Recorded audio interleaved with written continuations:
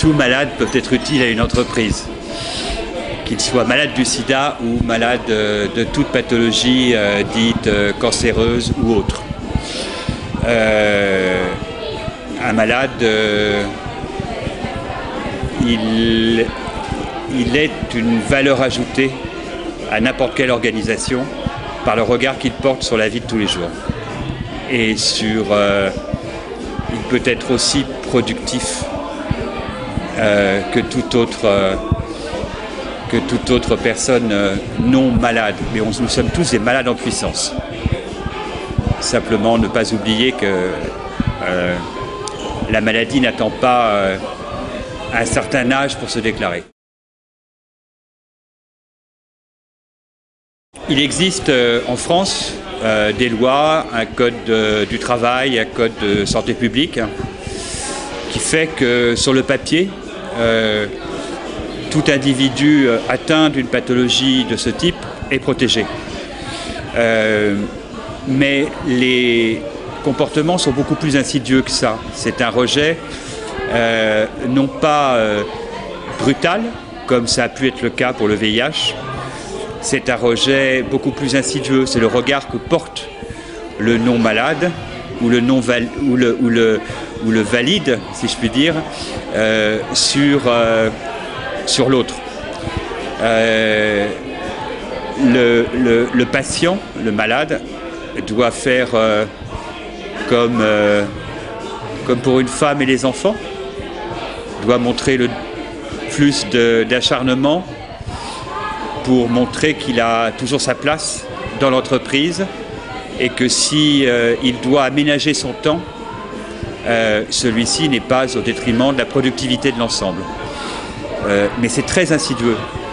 C'est le regard, c'est le fait que l'on ne participe plus de manière active à toutes les décisions ou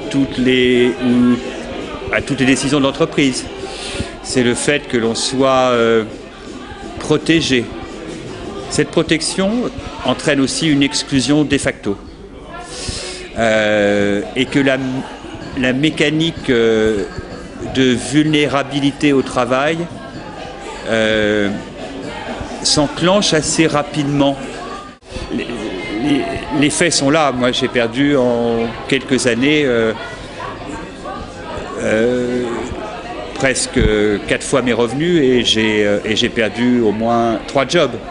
Mais je n'ai jamais été licencié. Brutalement. J'ai été mis à l'écart.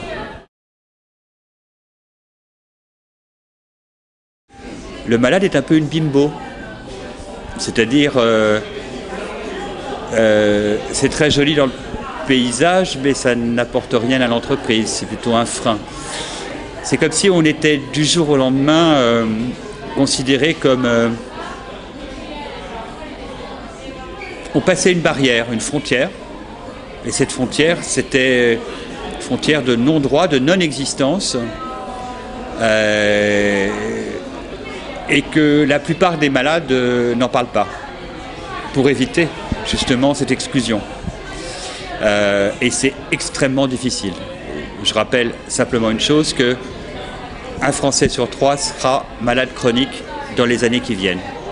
Nous sommes 60 millions, ça veut dire que 20 millions d'entre nous seront d'une manière ou d'une autre atteints par une pathologie chronique, invalidante ou pas, à dégradation dans notre vie. Ces filets existent dans des systèmes, comment dirais-je, disposant d'une représentation forte, c'est-à-dire des branches fortement syndiquées ou des branches disposant de, comment dirais-je, d'un historique. Il ne faut jamais oublier quand même que la majorité des Français ne bénéficient pas d'emploi dans des entreprises ou dans des organisations leur permettant de pouvoir bénéficier d'une couverture sociale parfaite. Si vous êtes salarié d'une TPE ou d'une PME, vous avez plus de chances de vous retrouver sans emploi rapidement. Si vous êtes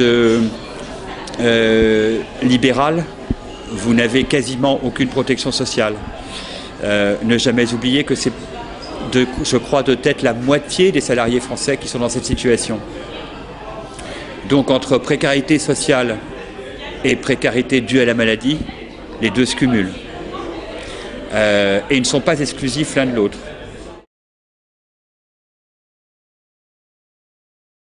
Dans une situation économique où tout est jugé à l'aune de la productivité et de la rentabilité immédiate, je crains le pire sur la protection des individus et de leur intégration sociale dans l'entreprise. On ne garde que ceux qui sont en capacité 24 heures sur 24 d'être au top. La moindre faiblesse n'est pas acceptable et n'est pas perçue comme acceptable. Et le grand enjeu des années qui viennent, c'est de comprendre que notre monde, le fait que notre vie se rallonge, nous amène à être, à un moment ou à un autre, de toute manière malades. On est tous des malades en puissance, mais que pour des enjeux purement politiques, la stigmatisation devient de plus en plus prégnante. Là. Donc vous aurez des gens qui vous diront que vous n'avez pas votre place, que votre maladie peut être votre faute.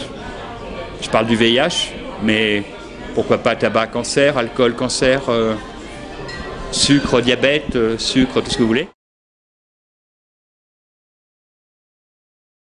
On devient des assistés. Malade veut dire assisté. Ce n'est pas vrai, ce n'est pas le cas. On n'est pas tous des assistés, même si sur le papier on coûte, on apporte autre chose à la société et on se relève. Et le fait de travailler nous permet de nous relever, mais pas dans toutes les conditions. C'est-à-dire que c'est pas en nous dégradant ou en nous dévalorisant que l'on arrivera comment dirais-je, à faire que notre regard de non-malade change. Voilà. Le VIH est un cas un petit peu à part, dans le sens où, en plus, il porte beaucoup de messages pas très positifs sur la personne touchée, dans beaucoup de cas. Et beaucoup d'entre eux non seulement sont discriminés de par cette maladie, mais en plus par tous les symptômes et tous les facteurs de comortalité ou de comorbidité qui sont avec. Le malade du sida va aussi avoir des problèmes cardiologiques, des problèmes diabétiques, des problèmes métaboliques, donc des problèmes de cancérologie, etc. etc. Et ça, l'entreprise, si elle le sait, elle n'est pas obligatoirement pour embaucher. Elle ne prendra pas le risque, en tout cas. Et lorsqu'on est dans une organisation, peu d'entre elles sont en capacité d'accepter la différence.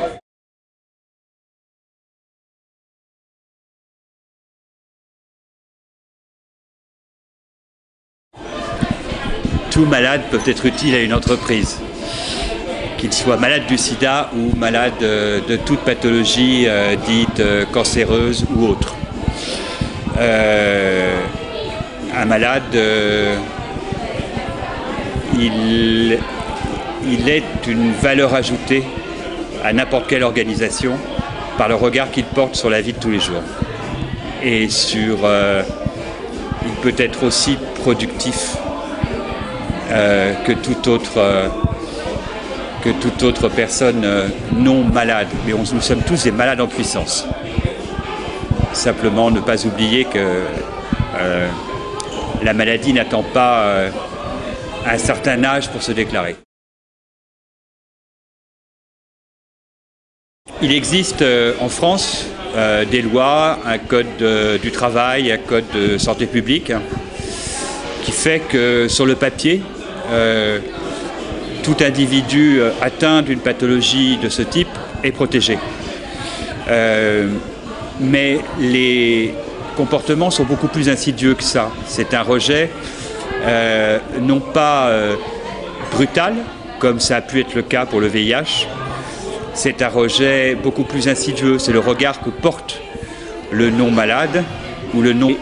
Le grand enjeu des années qui viennent, c'est de comprendre que notre monde, le fait que notre vie se rallonge, nous amène à être, un moment ou un autre, de toute manière malades. On est tous des malades en puissance, mais que pour des enjeux purement politiques, la stigmatisation devient de plus en plus prégnante.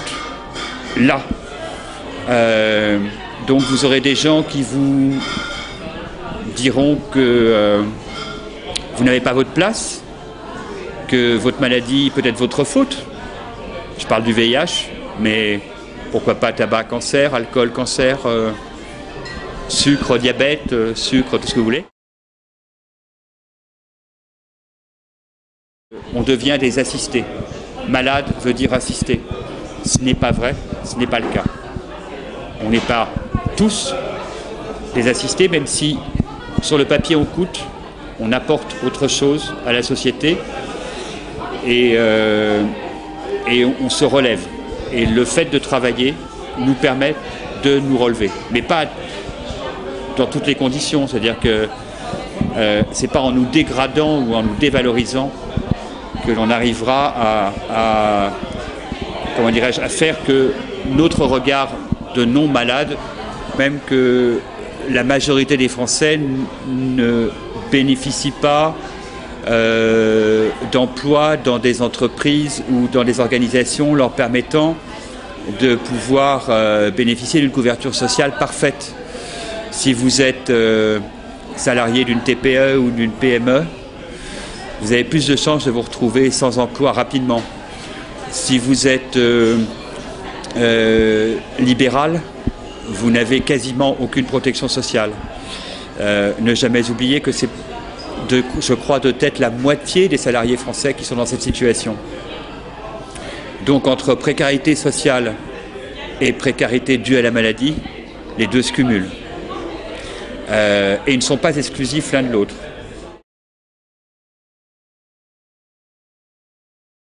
Dans une situation économique où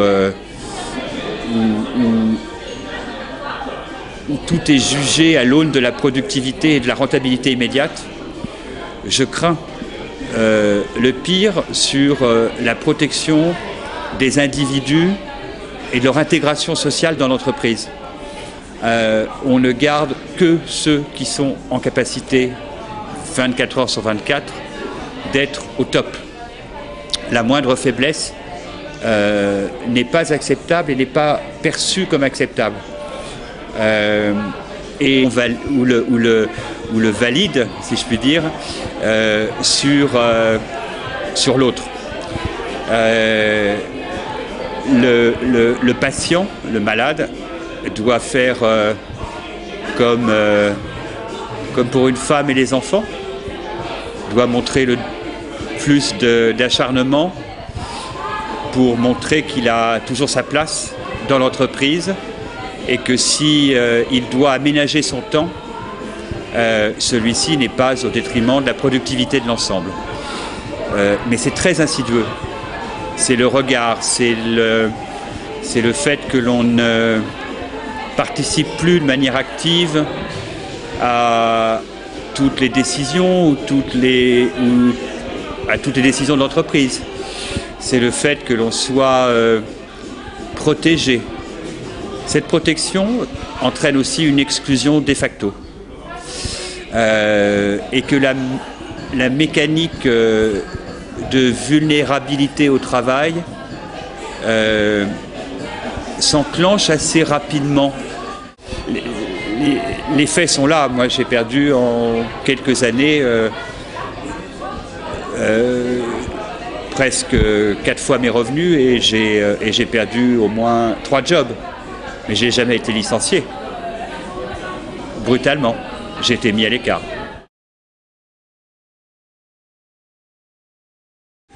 Le malade est un peu une bimbo.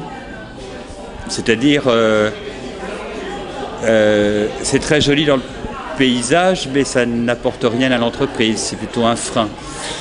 C'est comme si on était du jour au lendemain considéré comme... on passait une barrière, une frontière, et cette frontière, c'était une frontière de non-droit, de non-existence, et que la plupart des malades n'en parlent pas, pour éviter justement cette exclusion. Et c'est extrêmement difficile.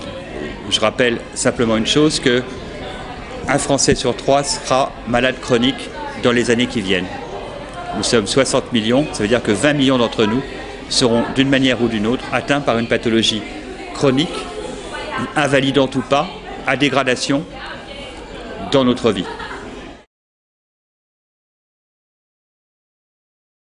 Ces filets existent dans des systèmes, comment dirais-je, disposant d'une représentation forte, c'est-à-dire des branches fortement syndiquées ou des branches disposant de, comment dirais-je, d'un historique. Il ne faut jamais oublier quand